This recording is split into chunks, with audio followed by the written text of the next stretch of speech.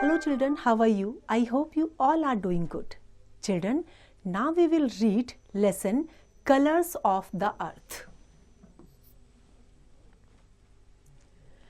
अब colours of the earth से क्या मतलब है? हम धरती पर हर स्टेट में अलग अलग तरह के लोग रहते हैं, उनके अलग अलग रीति रिवाज हैं, अलग अलग फेस्टिवल्स हैं जिसको हम सब मिलकर सेलिब्रेट करते हैं, है ना। कहीं का कोई कल्चर होता है, गुजरात का अलग कल्चर है, पंजाब का अलग है, महाराष्ट्र का अलग है, लेकिन सब हम क्या करते हैं, जब फेस्टिवल्स आते हैं तो सब हम एक साथ सेलिब्रेट करते हैं।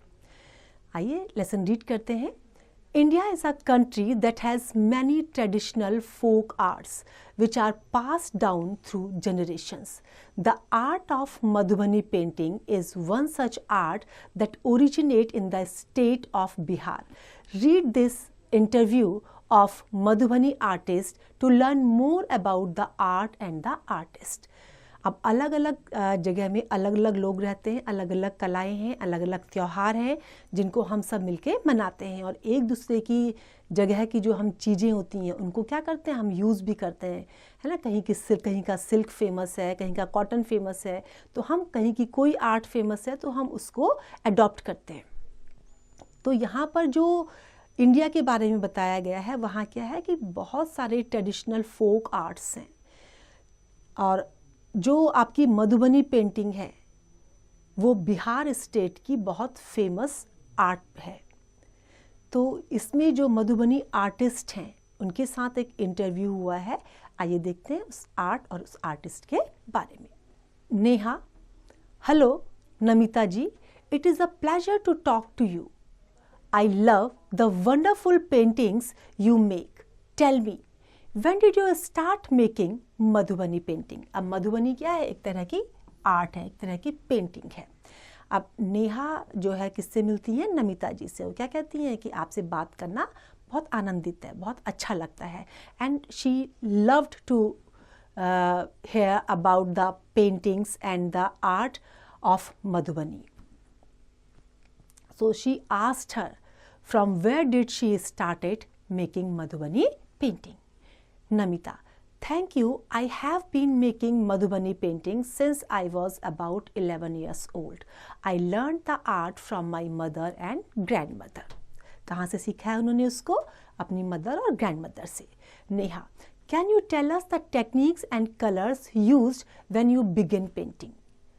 कि जब पेंटिंग शुरू करी है तो उसके बारे में क्या क्या टेक्निक्स होती हैं, कैसे कैसे कलर यूज़ कर सकते हैं, क्या आप मुझे उसके बारे में बता सकती हैं? Namita: When I began painting, we didn't use any artificial color.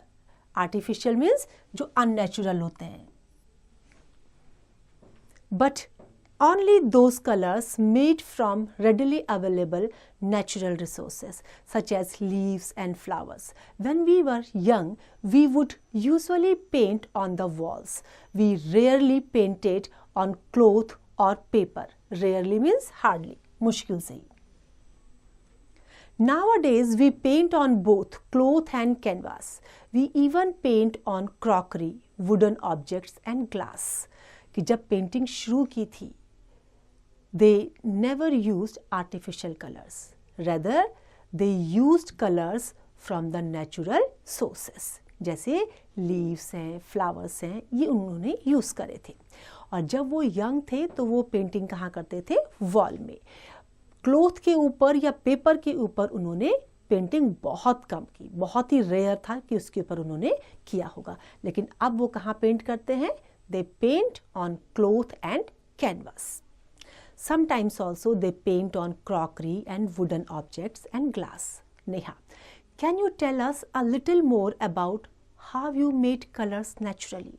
अब कलर्स नेचुरली कैसे बनाए जाते हैं? Namita: in my childhood we made colours at home.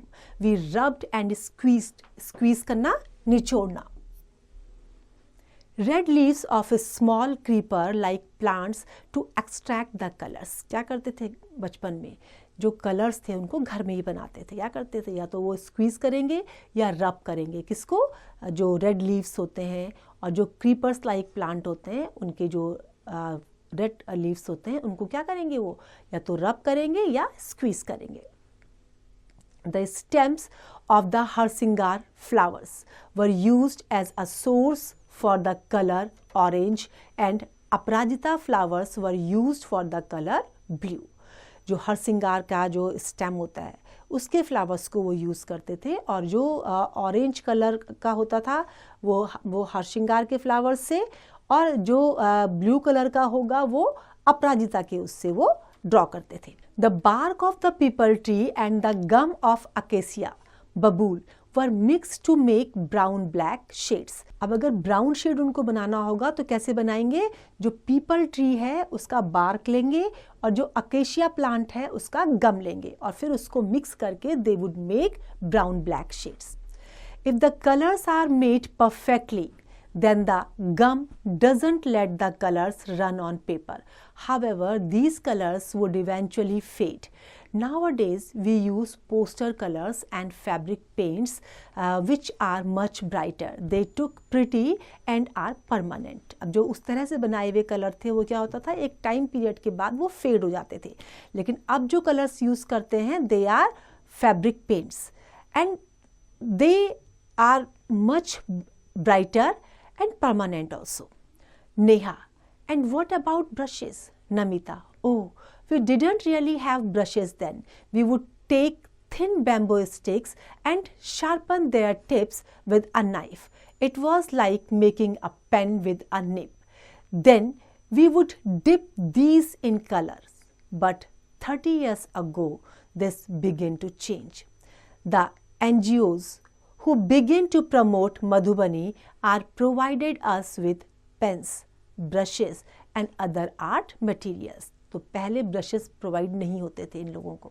पहले क्या करते थे वो लोग, जो थिन बैम्बो स्टिक्स होते थे उनको शार्प करते थे, जैसे पेन की आगे के टिप्स होते हैं ना उस तरह से, और उसको शार्प करने के बाद जैसे पेन की तरह से, जैसे पेन की निब होती है इस तरह से जो है वो कलर में उसको डिप करते थे. लेकिन ये सब क्या था, 30 years ago it started change. The NGO ने अब क्या करना शुरू कर दिया, मधुबनी को प्रमोट किया है और पेन, ब्रश और अदर आर्ट मटेरियल जो है उनको प्रोवाइड करे हैं. Neha, was Madhubani art traditionally done during any special time of the year such as festivals? कि कभी स्पेशल टाइम पीरियड होता है इसके लिए क्या, जैसे festivals? Namita, the colorful Madhubani paintings that most people are familiar with were generally painted for family celebrations, mostly weddings. We would depict important part of the marriage ceremony. Depict करना, दर्शाना, show करना. During festivals such as Diwali, Holi or Chhat Puja, we make what is called Astradhal Aripan. We brush our courtyard with wet mud and make astadhal on the floor. ये जो astadhal है, astadhal जो है आपके rice और colour से मिला के बनाया जाता है. तो दिवाली वगैरह छठ पूजा होती है तो उसमें क्या करते हैं वो लोग, इसको बनाते हैं और फिर जो अपने आंगन वगैरह हैं उसमें ब्रश से उसको ब्रश के साथ और जो वेट मड होता है उसके साथ जो है वो अस्तरढाल को फ्लोर के ऊपर बनाते हैं. Neha, can you tell us about the motifs you use in Madhubani art? अब मधुबनी आर्ट में जो मोटिव होता है वो क्या होता है उसको वो जानना चाहती है. Namita, we focus more on natural designs. We paint pictures of cows, snakes and tortoises, though the parakeet and fish are used more commonly. The fish is considered lucky in our culture and the tortoise is considered a symbol of stability. अब उन्होंने क्या बताया कि इसमें वो क्या focus करते हैं, they focus on natural designs and they paint pictures of cow, snake, tortoise, parakeet and fish. इनको कॉमनली उसमें यूज़ किया जाता है क्योंकि fish is considered lucky in the culture and the tortoise is considered a symbol of stability. Neha, I have noticed a lot of border designs, especially on clothes.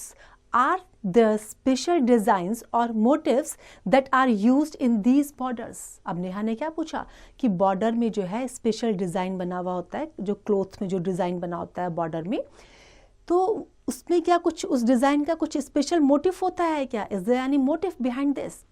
Namita, during my mother's time, when most of the paintings were made on the walls for weddings and other celebrations, borders were made by repeated depictions of the Kalash and similar traditional motifs.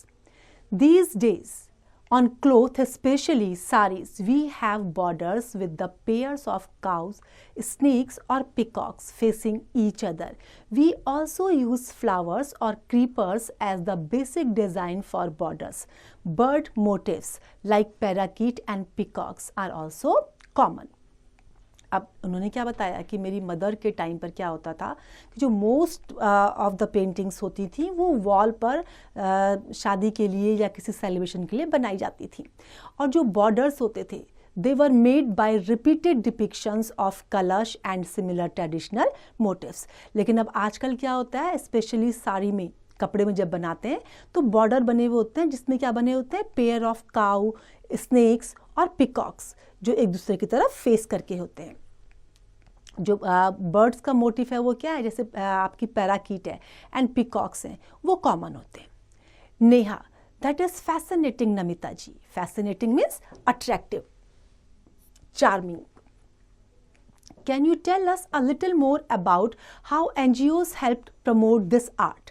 अब NGOs किस तरह से इस art को promote कर रही हैं? Namita, things began changing with my generations when NGOs became involved in improving the art.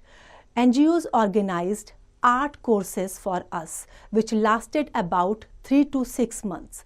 These courses helped familiarize us with modern colors and their uses. The NGOs would also help to sell the paintings we made, and the money thus generated provided us with additional income. अब NGO किस तरीके से promote करती हैं कि वो courses provide करती हैं शॉर्ट टर्म के, जैसे 3 मंथ का, 6 मंथ का, और फिर उसके बाद जो ये लोग बनाते हैं पेंटिंग्स वगैरह, they sell those paintings, and with the help of that they give money to the maker and then provide additional income. Neha, do you think this art has empowered women? Namita, as I said before, the art was created on the walls of the household by women. After completing their household chores, they would use their spare time to paint. Spare time जो उनका खाली समय होता है, क्योंकि घर के काम करने के बाद जो खाली समय बन जाता है, जो उनके पास बचेगा, वो उसमें पेंटिंग में उसको लगाएंगे. तो जो वुमेन होती थी वो वॉल पर बनाया करती थी. Earlier men never practiced this art. Now some of them are taking interest, but it is mostly the women who are engaged in it. Artists like Mahasundari Devi and Dulari Devi have even been awarded by Padma Shri.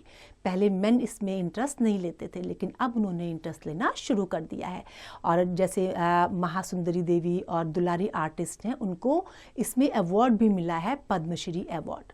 If you look at their art, you would be awestruck.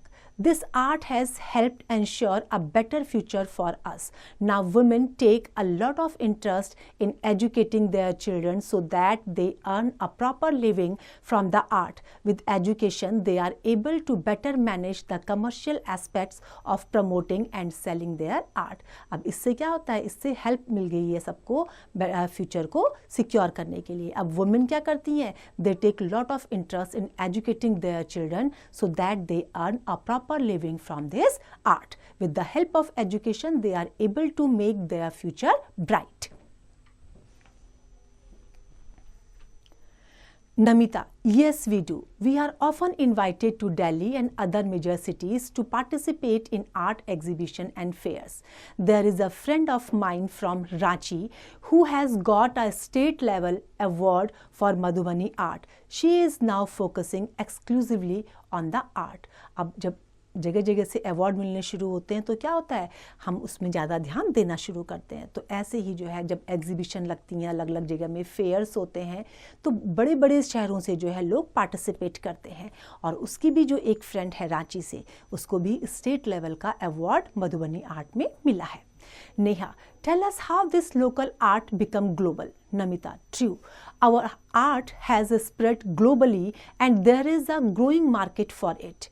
There are a couple of major reasons for this. Some artists from our villages in Madhubani, like Durga Devi from Pilakhwar, regularly go abroad to paint and participate in exhibition.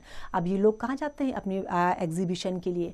Regularly ये abroad में भी जाते हैं। तो ये art जो है बहुत फेमस हो गई है, केवल एक इंडिया में ही नहीं बल्कि अब्रॉड में भी। People appreciate it and there is a global market, so people are making their career in this art. They organize exhibition in abroad, they participate in the exhibitions and then win awards.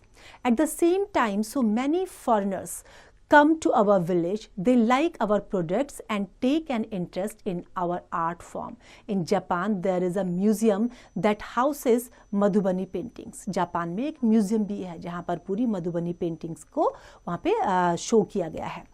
In India, Madhubani paintings are exhibited in the Crafts Museum in Pragati Maidan, Delhi. अब जो foreigners जब आते हैं यहाँ पर तो वो भी इसमें बहुत इंटरेस्ट लेते हैं। They take great interest in this art and in Japan there is a museum of Madhubani painting. Neha, thank you for your time, Namita ji. May your art flourish and the new generations continue to practice it. I just love your art. In fact, I would like to buy a set of cushion covers from you. Namita, thank you. The more this art prospers, the happier we are. अब नेहा उनको thank भी बोलती है और साथ में best wishes भी देती है कि आपकी जो आर्ट है ये खूब फ्लरिश हो and the new generation take interest in it and continue these practices. And she also told her that she would like to buy a set of cushion cover from her.